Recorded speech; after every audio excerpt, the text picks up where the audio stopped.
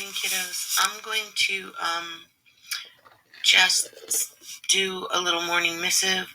I'm in Photoshop, and I found out that I could put a little circle of hearts around the top of my head, and so I decided to do that just to keep myself entertained this morning. You have to put up with it because you can't stop me. What I'd like to do this morning is I'm just going to read a couple of pages out of the assignment that the BbyB people are reading this morning. It's from the introduction, and I just want to talk a little bit about this book as part of my morning missive. So this is from the introduction from BbyB. I grew up around a father and a mother who read every chance they got, who took us to the library every Thursday night to load up on books for the coming week. Most nights after dinner, my father stretched out on the couch to read, while my mother sat with her book in the easy chair, and the three of us kids each retired to our own private reading stations. Our house was very quiet after dinner, unless, that is, some of my father's writer friends were over. My father was a writer, as were most of the men with whom he hung out. They were not the quietest people on earth, but they were mostly very masculine and kind. Usually in the afternoons, when that day's work was done, they hung out at the no-name bar in Sausalito, but sometimes they came to our house for drinks and ended up staying for supper. I loved them, but every so often, one of them would pass out at the dinner table. I was an anxious child to begin with, and I found this unnerving. Every morning, no matter how late he had been up, my father rose at 5:30, went to his study, wrote for a couple of hours, made us all breakfast, read the paper with my mother, and then went back to work for the rest of the morning. Many years passed before I realized that he did this by choice. Many years passed before I realized that he did this by choice for a living and that he was not unemployed or mentally ill. I wanted him to have a regular job where he put on a necktie and went off somewhere with the other fathers and sat in a little office and smoked. But the idea of spending entire days in someone else's office doing someone else's work did not suit my father's soul. I think it would have killed him. He did end up dying rather early in his mid-40s, but at least he had lived on his own terms. So I grew up around a man who sat at his desk in the study all day and wrote books and articles about the places and people he had seen and known. He read a lot of poetry. Sometimes he traveled. He could go any place he wanted with a sense of purpose. One of the gifts of being a writer is that it gives you an excuse to do things, to go places and explore.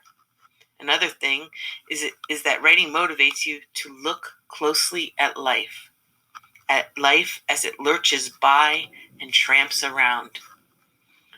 Writing taught my father to pay attention.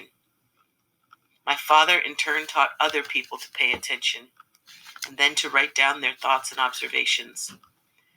His students were the prisoners at San Quentin who took part in the creative writing program. But he taught me too, mostly by example. He taught the prisoners and me to put a little bit down on paper every day, to read all the great books and plays we could get our hands on. He taught us to read poetry. He taught us to be bold and original, and to let ourselves make mistakes. And that Thurber was right when he said, "You might as well fall flat on your face as lean over too far backwards."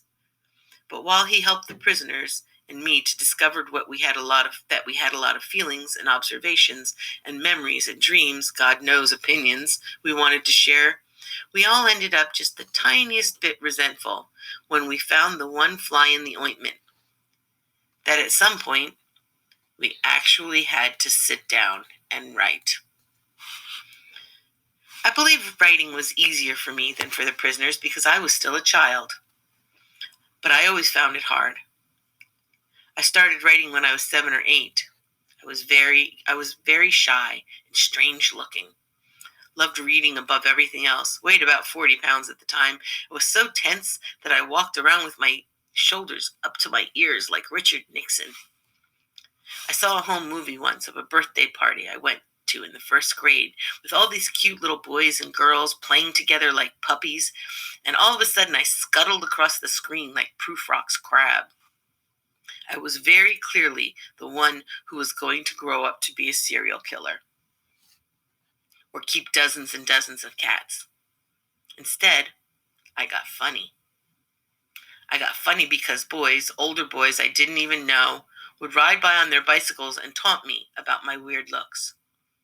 Each time felt like a drive-by shooting. I think this is why I walked like Nixon. I think I was trying to plug my ears with my shoulders, but they wouldn't quite reach. So first I got funny, and then I started to write, though I did not always write funny things. I'm going to skip the part where she talks about her writing for a minute. Sometimes I got to sit on the floor of my father's study and write my poems while he sat at his desk writing his books. Every couple of years, another book of his was published. Books were revered in our house, and great writers admired above everyone else. Special books got displayed prominently on the coffee table, on the radio, on the back of the John. I grew up reading the blurbs on dust jackets and the reviews of my father's books in the paper. All of this made me start wanting to be a writer when I grew up, to be artistic, a free spirit, and yes, also to be the rare working class person in charge of her own life. Still, I was worried that there was never quite enough money at our house. I worried that my father was going to turn into a bum, like some of his writer friends. I remember when I was 10 years old, my father published a piece in the magazine that mentioned his having spent an afternoon on a porch at Stinson Beach with a bunch of other writers, that they had all been drinking lots of red wine and smoking marijuana. No one smoked marijuana in those days except jazz musicians, and they were all heroin addicts. Nice white middle-class fathers were not supposed to be smoking marijuana. They were supposed to be sailing or playing tennis.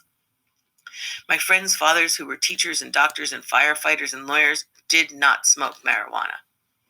Most of them didn't even drink, and they certainly did not have colleagues who came over and passed out at the table over the tuna casserole. Reading my father's article, I could only imagine that day was breaking down, and the next time I burst into my father's study to show him my report card, he'd be crouched under the desk with one of my mother's nylon stockings knotted around his upper arm, looking at me like a cornered wolf. I felt this was going to be a problem. I was sure that we would be ostracized in our community. All I ever wanted was to belong, to wear that hat of belonging. I'm going to stop there. One of the things that I want you to think about in your writing, and as you read whatever book you've chosen, is the idea of voice and tone. It is so clear, as Anne Lamott writes, this introduction to the book about writing and the writing life and how to become a better writer. Who she is, how she sees the world. You can hear her snarkiness, her difficult childhood, the reverence she has for writing, for writers, for books, for the literate life. You can hear the slightly out of sync vision she brings to the world, and that sense of humor that probably keeps her floating when all the ships around her are sinking sadly in the societal waves that hit. And she does that very specifically with certain allusions, with saying very dark and scary things and then throwing in a zinger of a sarcastic dry comment. Like, people are passing out at my family's dinner table. It made me anxious. When you find your own tone, your own voice, tone is the attitude toward the topic you're writing about. Voice is the essence of who you are coming through in the words. Then you become more of the writer you are meant to be, the writer you can be. So as you're reading 1984, as you're reading the Nordic myth cycles or as you're reading Bird by Bird, focus on using those as mentor texts and how you can find your own voice and your own tone toward anything that you're writing for me or any other class. That's your lesson for this morning.